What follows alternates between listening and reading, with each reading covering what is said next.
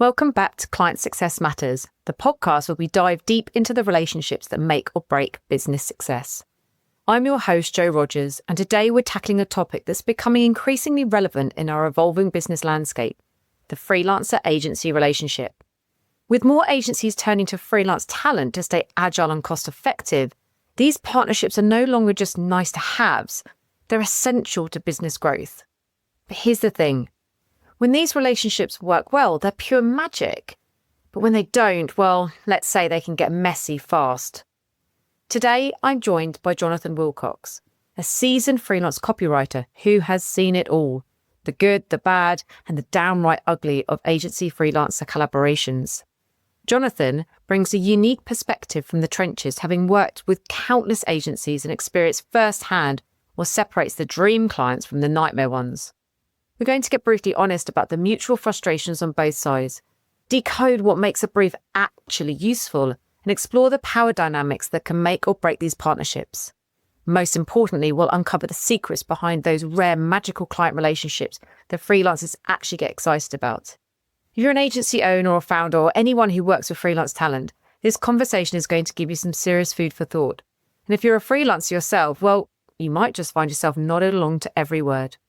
So let's dive in and discover what really takes to make these partnerships thrive.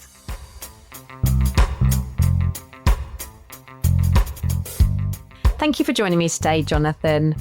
I'm really pleased we're having this conversation as I'm seeing a move towards more and more agencies using freelancers so that they are not having to play that full-time employee when the work isn't consistently there. But I can sort of see it. I've seen it quite a few times. Working with freelancers can come with its challenges. As a fantastic freelance copywriter, I am sure you have seen the good, the bad, and the ugly when it comes to ways of working with agencies. From your perspective, can you paint me a picture? What does the ideal freelancer and client relationship look like from your perspective? That's really difficult because obviously personalities and everything come into play. But I guess the ideal thing is working on a level so that there's a mutual respect for a start. And trust. They're sort of like two really obvious things, I guess. If I promise something, I'm going to deliver it. If my client promises me something, such as I'll get you the brief by 3:00 this afternoon, we're off to a really good start. And if they trust me to understand what they're asking for, and if I don't, to ask the right questions and leave me be and let me kind of just get on with my understanding of what they need, and then we can talk, etc., then we're off to a really flying start. Yeah, totally. Mutual respect, it's fundamental, isn't it? What have you seen as the complete opposite to that? What has been a really difficult relationship from your perspective? What just causes fundamental problems down the line? It's pretty much the opposite of that, really. It's broken promises. That's really doesn't help anybody. I'll see you at 4:00. Sitting on the Zoom waiting for them, then have to chase them, and they're really sorry the next day. Sorry, I went into a meeting. We'll get you the brief tomorrow, I promise. And, oh, by the way, that payment that we owe you, I've had a word with accounts and we should get that to you next week. 3 months down the line, you've not been paid. Being ghosted is the classic thing. Being ignored. Also, people going back on what they asked for. Is really, if the brief changes, but there's no room for a change in. So the scope has changed, but there's no more budget. That's an awful situation to be in. And also when you get that Dr. Jekyll and Mr. Hyde kind of thing going on, everything starts off really friendly. And next thing you know, they're being really abrupt, pointing out only negatives, never talk about positives. What does that do from your perspective when working with that agency, that when they're being like that with you? Like, how does it make you not just feel, but how does it make you want to sort of approach the work? I consider myself to be quite a seasoned professional. So even when it's not going so well at the other end, I maintain that kind of, someone's got to be the grown up in the room. So I rarely have a pop or sort of play their game. I just carry on being friendly old Jonathan, deliver what I promised to deliver. And if it goes really horribly wrong, then I'll find a way at some point or other of not working with them again. Simple as that. But while I'm engaged in that project, I'm there to, even if they can't be professional about it, I'm there to leave as good a taste in the mouth as possible, as it were. For sure. And I'm assuming, though, that would you re-engage with that agency again if that was the experience you had, or would you choose to, complete the project and move on? Well, it depends on two things. Depends on the potential of that project itself. Forget the actual human relationship. If it's something like, well, if this goes well, I know that this is an absolute killer for the portfolio. Also, it depends on how much work is in the pipeline. If things are really tough, then it's quite difficult to say no, because there's always going to be bills to pay. But in an ideal world, it's kind of, well, I can tell you one particular situation where we got pretty much halfway through the project and they just seemed to refuse to engage with me at all. The emails weren't answered. I couldn't get any sense out of them. And this went on for weeks and weeks. And even when I sort of gave them fairly sort of serious emails and phone calls and things, like say, look, we need to sort this out, I was getting no response. So in the end, I sent an email. I said, this is obviously not working. This is never going to work. I'm really sorry. Forget about the other 50% of the money that you owe me and wish you all the best. Yeah. But that's terrible. That's just leaves them with a very bad reputation as well in the market, doesn't it? You don't want to be, as an agency, the type of agency that's seen that they can't look after their freelancers as much as they'd look after their staff, do you? There are places on the internet, I couldn't tell you off the top of my head, where people are posting, avoid this agency. There's a kind of a list of red flag agencies that don't pay on time, etc. Wow. With the shift of so many agencies moving to working with freelancers, I think it's even more important for agencies to really think about how they work with the freelancers to get the best out of them. And I know we talked about it at the very beginning where you said this is about mutual trust and respect. What are the other things? So obviously, if we talk about briefs, fundamental piece that you need to really have to be able to do your job properly. Do you feel like that's a typical pain point and a challenge that you have with agencies? It certainly can be. Lack of clarity, lack of information. And it all depends on the relationship. But it'll be kind of, here's a load of stuff, just read through it and just work it out. And you're the expert, tell us what we need. And that isn't usually good enough. But again, I've been doing it for so long that I can pick my way through, usually through the worst of briefs. The bad thing is when you go back and say, look, I don't really understand X, Y, and Z. And then they haven't got the time to be bothered to tell you and they get stroppy with you because, you're the professional, you should know. Yeah. It's really important to get the key things into the brief so that I'd go off on a wild goose chase. Yeah. And how do you combat that? Is it having a solid brief, or is it actually easier for you to be involved in that briefing process with the client? So you're there hearing it directly from the client's mouth in the first place? 50-50 really. It all depends on who they are and what stage they're at. So a lot of my work is with people that are either rebranding or creating a new brand from scratch. And often they're so close to it, they don't really know what they need. So I'll sit in with them and workshop it basically. Sort of, in fact, I did one last week where it's kind of, who are you? What is it that you actually do? Who do you do it for? And it's like, I've never really thought about this sort of stuff. What values do you hold within the organization? What kind of personality do you want to get across? What do you want to be famous for? So sitting there, and it's kind of a therapy session. It can be somewhere anywhere between 2 and 5, 6 hours of sitting down and really getting to the nitty gritty with the team. So everybody's involved, and at the end of it, we have a clear way forward. But most of the agencies that I work for, it will be for one of their clients, and they've done the kind of groundwork for me. Mm-hmm. And so if they've got a really clear brief, then that's just as good. Great. And in your ideal world, what should each party be responsible to make that partnership work between the freelancer and the agency? In my particular case, it needs to be the responsibility at their end is to give me clarity on what they need, when they need it, what the actual scope of the project is. My responsibility is to then fulfill that and send it and talk it through and get some clear guidance where I may or may not be going wrong, then their responsibility is to pay for that time. Yeah. It's very simple, really. It's buying and selling relationship, really. I've got something they need. They've got a need that needs fulfilling. So they've got a hole that needs filling with something, ideas and words, I guess in my case. They pay for it. As they should do. It sounds a bit mercenary, but it's really, really quite simple.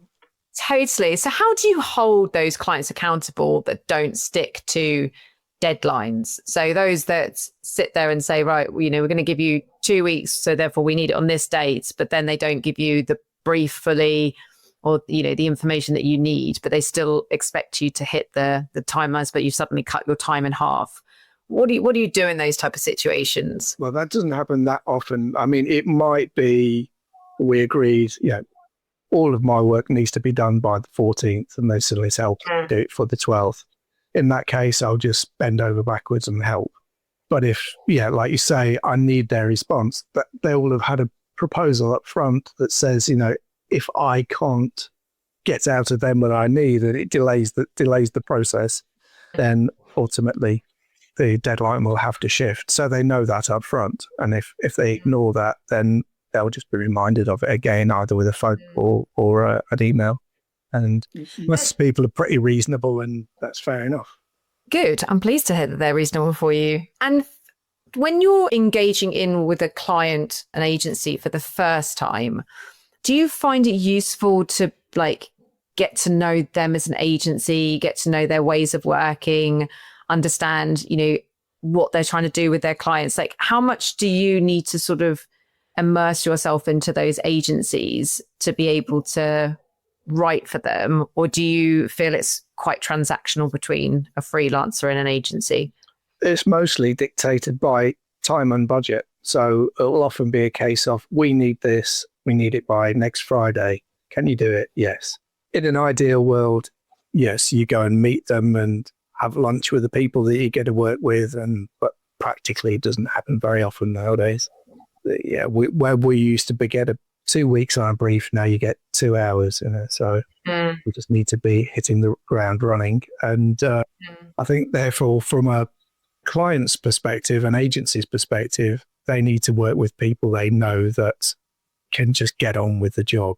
There's not much pampering, there's not much chance to actually feel each other out. It's professionals dealing with professionals. So do you feel like there's been a shift there from it being you being more involved to now being a little bit more transactional with agencies? Has there sort of been a shift towards that, can you feel? In my particular situation, I think the thing that's changed is I used to work on site when I was freelancing before COVID. 91.9% that's put paid to that. I mean, for me personally, I hardly go into the agency now to actually do the work. But the last time I did, it was an absolute nightmare. So, the thing that's changed is where you're expected to work. And I've always been very, very, or I have for many years been a very independent creative. I can kind of manage my time very well. I can get to grips with a brief very well. The assumptions that I make are nearly always the right ones. If I've got a problem, we'll have a chat. There's something not clear, we can talk it through. So tell me about your best client relationship you've had, one which has worked really well, maybe you've got long-term, work with them. What did that client do differently than other agencies that other founders and agencies could learn from? I think kind of best, I can't think there's a particular one because they're all good for different reasons. I mean, the majority of my clients I get on really well with. I'll probably have 1 in 50 or 1 in 100 that's a problem and I don't want to work with them again. Most people are just people at the end of the day. So the best kind of relationships are founded on enthusiasm for the work. If a client is actually into what you're doing rather than ticking boxes, that's really exciting. So that they're kind of driven by the quality of the work that you can provide. So if I do something that's really good fun or a little bit unexpected or sort of like, wow, you've gone further than we expected you to, they're excited by it and let me know that they're excited. Probably one of the worst relationships is where they only point out negatives. 2,000 words there, you've told me the 3 that you don't like and where the comma ought to have been a semicolon. But do you actually like the work that I've done for you? And I do have those kind of clients. This kind of, I haven't got time for niceties. I'll just point out the problems and sort of like, can you fix them and we can get on to the next project. Client turns around and goes, oh, yeah, I love what you've done, or I think you could push it a little bit further because we want to do something really exciting. That's just a fantastic place to be. Yeah, where they genuinely want to do something creative. And I think that comes down to agencies making sure that they're actually treating freelancers like an employee. They probably wouldn't give that level of feedback to an employee. They probably wouldn't just sit there and go straight for the throat. These are the things that we don't like. They probably would say, this is constructive feedback probably. So it's just agencies making sure that they're treating their freelancers with the same respect that they would treat their employed staff. Like you're no different really, are you? Well, yeah, exactly. And also it's that kind of feeling that we're on the same team and we're trying to achieve something together. So I'm here to help them. They're at their end, trying to help me to get the best out of the brief. It's really nice when a client comes back and says, we just love what you're doing for us. It's exactly the tone of voice we're after. Can we have more, please?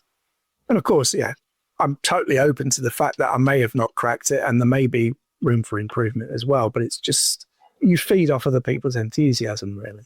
Yeah, well, that's it, isn't it? And I think that there's something to be learnt there in terms of the way that, because I'm sure, like a lot of us, we're driven by knowing that we're doing a good job. So we want to do more. So you end up doing more. If you're kind of like constantly told that this was wrong or this was wrong, you can't, I don't know, you lose a bit of drive, don't you? You lose a bit of want to push it even further, as you say. So it's a good thing to kind of keep in mind that, how you communicate, whether it's internally or with freelancers, it's so important to make sure you're saying constructively what you actually need and making that person still want to drive forward, isn't it? Yeah, it's nice to know that you're not part of a box ticking exercise and you're actually helping drive things forward for them and they're into it. Do you like to see the end result? So obviously you're part of something. Is it nice for you as well to be able to see like the finished product of what you've worked on? Mostly, yeah. Sometimes it's really disappointing, but because I studied graphic design for 4 years and I was an art director for several years before I became a kind of solely copywriting folk. So I've got a real love for typography and imagery and color and all that sort of stuff. So yeah, it's lovely when you put some nice words together that really hit the spot and it comes back to you and it just looks $1 million. That's such a nice feeling. And the opposite, sometimes it comes back and think, oh goodness, I wish they had more time and budget to actually make this look really smart. Yeah. So, but yes, if it looks great, yeah. Do they typically share it with you? And if they don't, is that something that you find very beneficial to be able to see your work in situ?